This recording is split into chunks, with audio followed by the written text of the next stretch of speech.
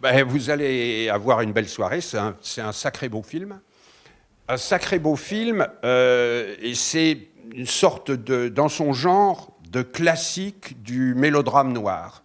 Je pense que ça représente vraiment une forme d'apothéose.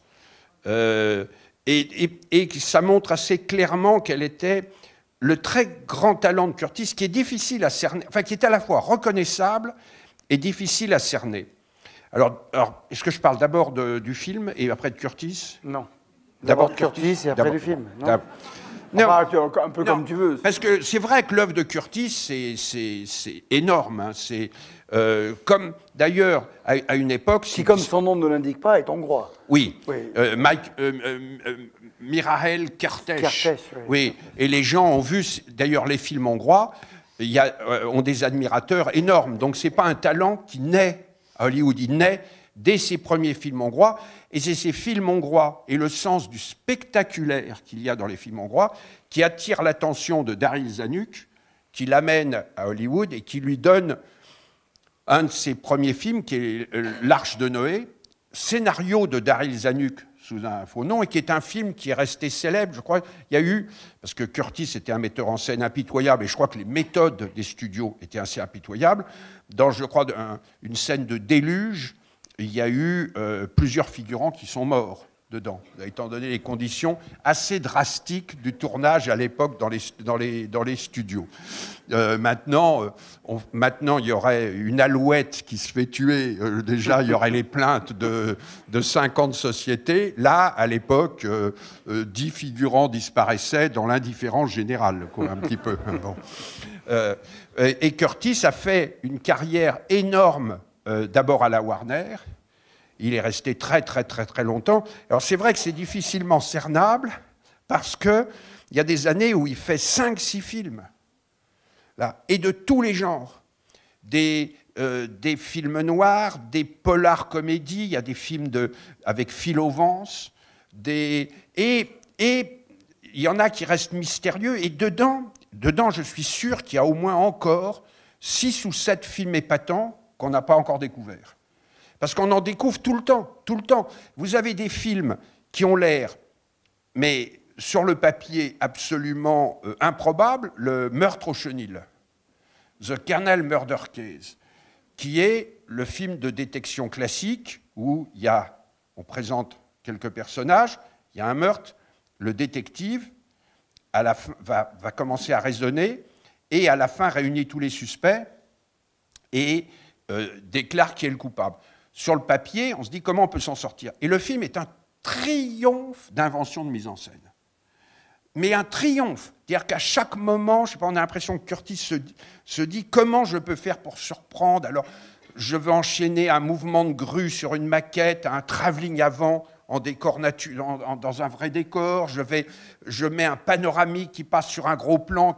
Le gros plan lui-même, il y a un enchaîné qu'on ne voit pas qui fait qu'on passe sur un travelling arrière. C'est un festival d'idées, et ça va caractériser tout le temps Curtis. Et les gens se disaient, comment est-ce qu'il fait? Et j'ai lu quelques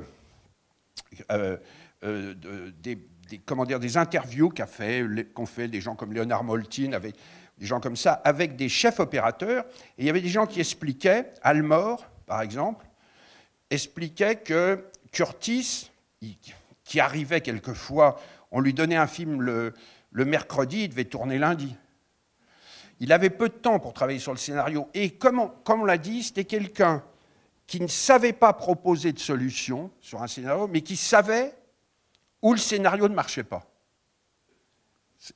Et donc il faisait dire, il y a un truc qui ne va pas dans le scénario, c'est là. Et généralement, selon le témoignage scénariste, généralement il avait raison. Quand il pointait le problème, il avait raison. Il ne savait pas, parce qu'on a bien, il parlait mal anglais, il parlait un anglais, est-ce qu'il ne le cultivait pas après un moment, un anglais, qui fait que même une phrase de Curtis a donné son titre à l'autobiographie de David Niven, Bring back the empty horses, qu'on me ramène les chevaux vides. Hein, bon, ce qui veut dire, bon, les chevaux sans cavalier, mais les chevaux vides. Bon. Et c'est le titre des souvenirs de David Niven, qui a tourné plusieurs fois avec lui, qui décrit un metteur en scène aussi assez impitoyable, qui n'arrêtait pas de tourner jusqu'à ce qu'il a obtenu ce qu'il voulait. Mais il y a beaucoup comment dire, de curticisme, comme il dit à un moment, je crois dans Cabin in the Sky, ici, je veux tous les nègres ici. Et alors, il y a des gens qui lui disent, il ne faut pas dire nègre, comme ça, sur un plateau. Niggers, il ne faut pas dire niggers. Il faut dire colored people. Quand il lance de nouveaux l'ordre, il dit « Amenez-moi les nègres colorés, the colored niggers. » Hein? Je veux tous les colored niggers ici. Bon, donc, et alors, il y a certaines personnes, moi je sais que j'avais rencontré William Keighley, le premier type qui a démarré Robin des Bois, qui est repris par Curtis, et qui devait avoir une aversion un peu comme Curtis. Alors, William Keighley avait été dialogue directeur de Curtis. Et il disait Curtis n'arrivait pas à parler anglais, et donc ça l'empêchait de diriger les acteurs. C'est pour ça qu'il y avait des dialogue directeurs. Mais alors, il y a un truc qui est net, c'est quand on voit les films de William Keighley et qu'on voit les films de Curtis, les acteurs sont bien meilleurs dans les films de Curtis que dans William Keighley. Donc, le truc ne tient pas. Le truc ne tient pas. Je pense que Curtis avait une mise en scène qui était tellement inventive et tellement noble que les acteurs étaient forcés de se plier à la mise en scène. Et que ça les empêchait. Parfois, la mise en scène était tellement en mouvement que ça empêchait les acteurs de faire des arrêts un peu histrioniques. Là. Mais pour arriver à ce travail, ce que disait Almore, c'est que, par exemple, il passait ses nuits à travailler la mise en scène sur des maquettes du décor et à réfléchir sur comment trouver un angle, comment faire un truc un peu inédit. Il était là, il avait des petites caméras, des personnages en miniature, il les faisait bouger et il regardait comment il allait filmer. C'est très, très sensible dans Mildred Pierce. Ou dans Mildred Pierce, il va demander des choses qui sont très rares. Il veut absolument obtenir un plan où quelqu'un tombe devant la caméra. Et pour ça, c'est une chose qui excitait au plus haut point Chabrol, qui trouvait ça fort. Il va faire construire un plancher de verre. Il va demander au studio juste pour 2 ou 3 plans, pour pouvoir mettre la caméra sous le plancher de verre et avoir comme ça des angles qui sont impossibles à avoir, même en mettant la caméra même pas sur un pied, sur un cube. On ne peut pas aller plus bas. Et il a besoin d'avoir ça. Il a besoin d'avoir des angles comme ça qui sont très, très... C'était un metteur en scène formaliste incroyable, mais ce formalisme aussi contenait, aussi, à mon avis, le mouvement des acteurs. Parce que Casablanca, par exemple, et beaucoup de ses titres, sont fantastiquement bien joués. Donc, il y a donc le mystère, il est aussi ça, il est que les acteurs de studio connaissaient leur boulot, et quand ils sentaient qu'un metteur en scène dirigeait les scènes comme ça, ils rentraient dans la mise en scène. Ils rentraient, et je pense que c'est très sensible dans les meilleurs films de Curtis, et Dieu sait s'il y en a. Il y en a un, vous ne le passez pas, Strangelove of Molly Louvain, qui est un de mes favoris, qui est un des films, mais je crois qu'il existe que dans une copie sans sous-titres, Strangelove of Molly Louvain, qui est un chef-d'œuvre. Là, tous les acteurs sont littéralement comme tenus par les mouvements de caméra. Alors, quant à Mildred Pierce, c'est un gros roman de James Cain, qui est acheté par le producteur Jerry Wald, qui veut Curtis, et Jerry Wald va demander un scénario à Ranald McDougall. Je crois qu'ils vont être plusieurs à essayer d'adapter ce livre, un gros bouquin, et c'est Ranald McDougall qui va donner la principale contribution, et il va que prendre qu'une partie du livre. Et pendant très longtemps, on croyait, nous, les admirateurs du film, on croyait que le film était relativement fidèle au bouquin. On s'est aperçu récemment, il y a eu un remake qui est fait par Todd Haynes. Lui, il a filmé la totalité du livre.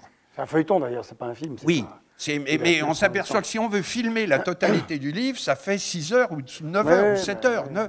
Et c'est d'ailleurs, c'est vrai que ça contient des scènes plus riches, plus complexes et tout, mais on se demande, à la toute fin, malgré le luxe de détails et l'interprétation formidable, dans ce remake de Mildred Pierce, de Kate Winslet, de Kate Winslet qui est formidable, on se demande à la fin si tout d'un coup, en condensant, Curtis, Ranald McDougall, n'ont pas réussi à atteindre finalement l'essentiel. C'est que plutôt que toutes ces scènes supplémentaires sur la fabrication des pancakes, parce que le bouquin consacre de nombreux chapitres sur comment on arrive à faire fortune en fabriquant des crêpes.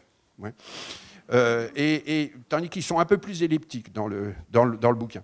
Alors, Curtis ne voulait pas de Joan Crawford. Il avait choisi d'autres actrices. Crawford savait qu'il ne voulait pas d'elle, parce qu'il en avait peur.